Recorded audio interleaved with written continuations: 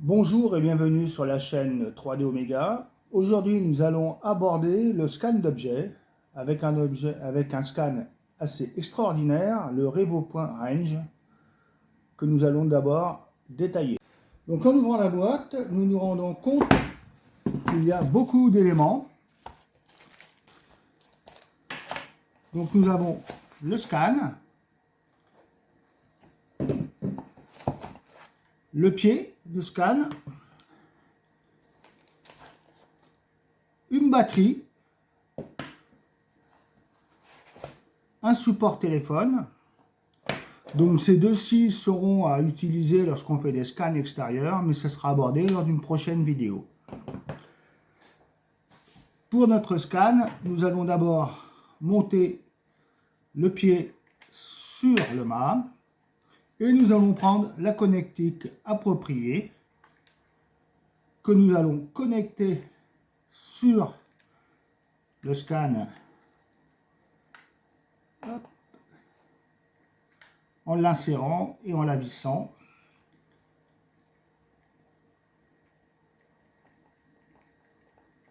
Puis nous allons la raccorder à notre ordinateur.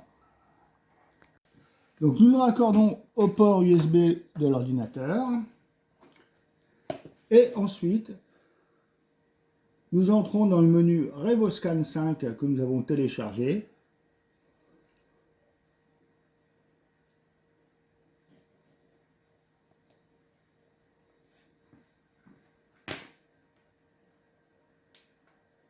Nous mettons en service le scan.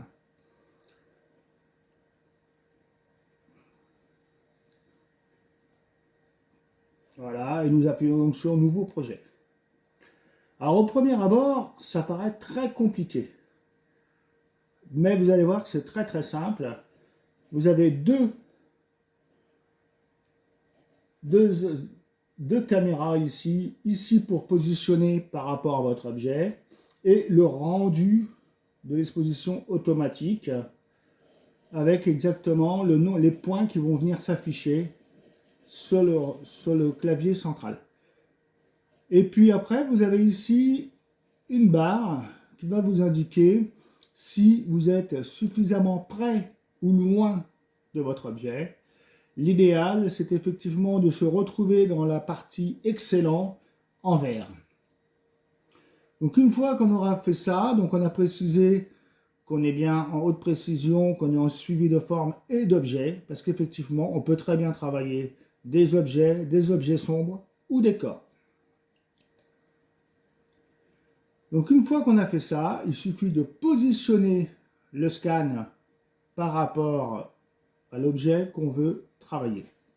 C'est ce que nous allons faire. Voilà, donc le scan est prêt à démarrer, il est positionné sur son trépied et on démarre. Et donc là, vous voyez que tous les points commencent à se réaliser au fur et à mesure des images du scan. Donc là, bien que le sujet soit en foncé sur certains endroits, le problème ne se pose pas de trop, tout simplement parce que c'est un aspect mat.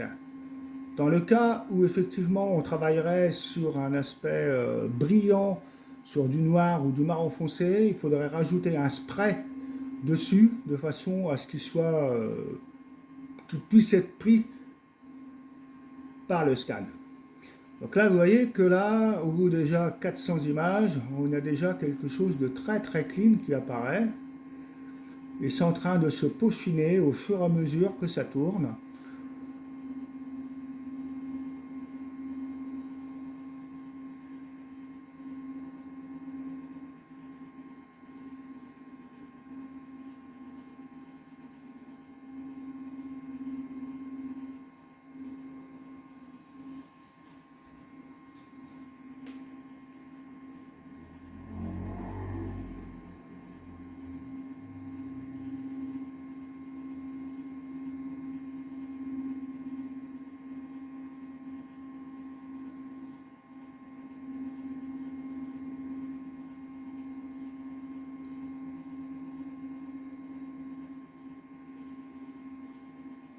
Donc là, on va laisser arriver à 1000 images, qui sera un solde cohérent d'image pour avoir un scan qui soit véritablement intéressant. Donc là, on appuie sur terminer.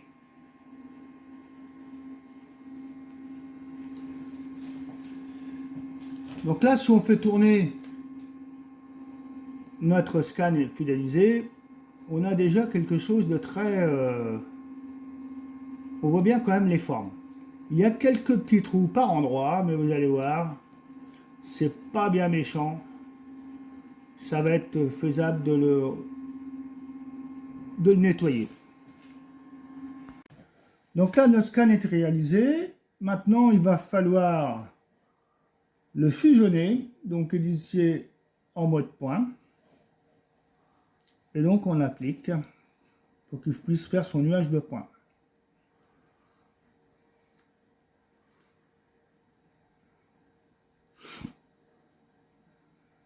Donc, parfois, ça peut prendre quelques temps en fonction du nombre d'images et des pixels emmagasinés.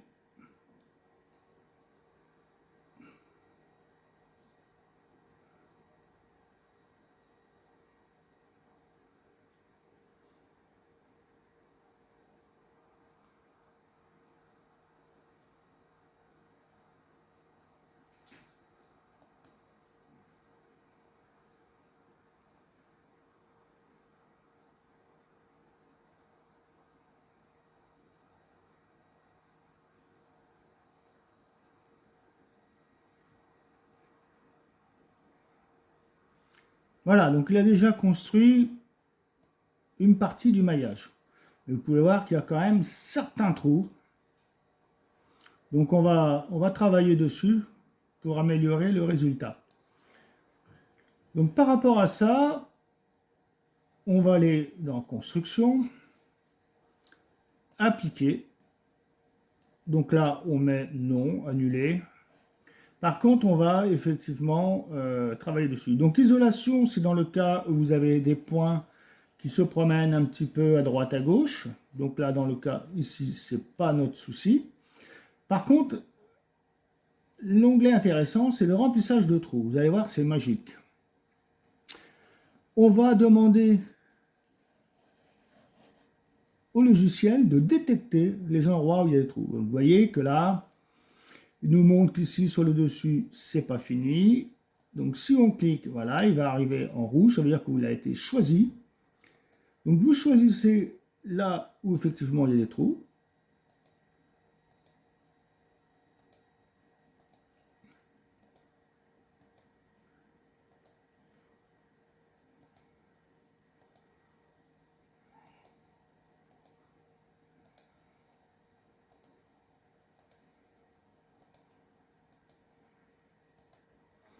Ici, pour fermer votre maillage par le dessous,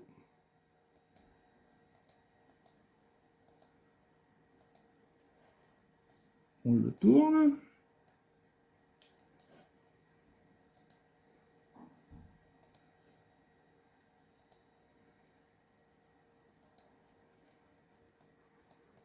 On vérifie qu'on a bien, voilà, vous voyez, on avait oublié un ici. Un autre ici. On lui demande d'appliquer.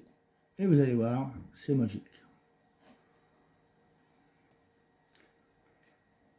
Donc comme vous pouvez le voir, sur le haut, où il y avait un gros problème de trou, eh bien il a tout lissé. Également sur la partie basse, là votre corps maillé est totalement fermé. Et il a rebouché un petit peu à droite à gauche tous les trous qu'on avait réalisés. On peut toujours refaire une deuxième détection si nécessaire pour voir si effectivement il ne reste pas un ou deux trous sur le corps. A priori, non, il l'a très bien accepté.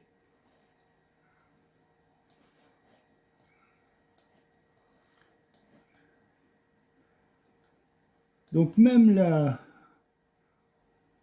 le lettrage apparaît légèrement sur le trou. Donc voilà. Alors on peut parfois simplifier quand on trouve qu'il y a trop de facettes, parce que c'est le problème du nombre de facettes qui va jouer pour pouvoir modifier un STL ou autre. Bon, dans notre cas, ce n'est pas nécessaire.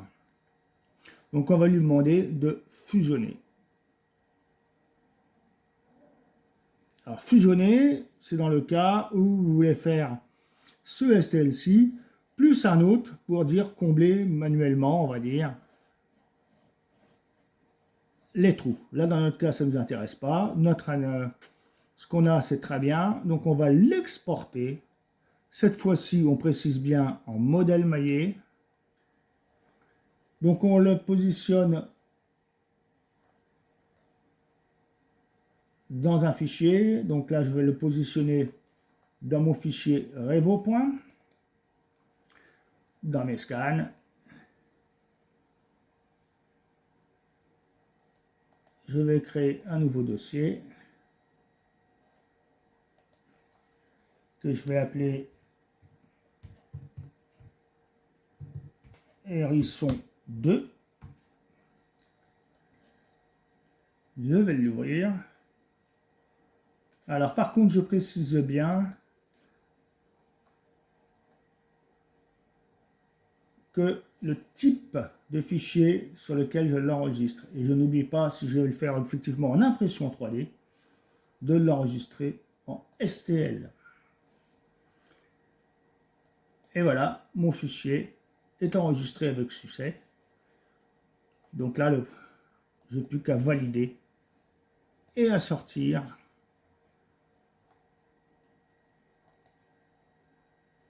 de mon logiciel. Donc voilà notre hérisson qui est en train de s'imprimer sur notre Cosmic Sonova. Là, il est quasiment finalisé, il ne reste plus que 10 minutes d'impression. Et après, on pourra le mettre à côté de sa grande sœur.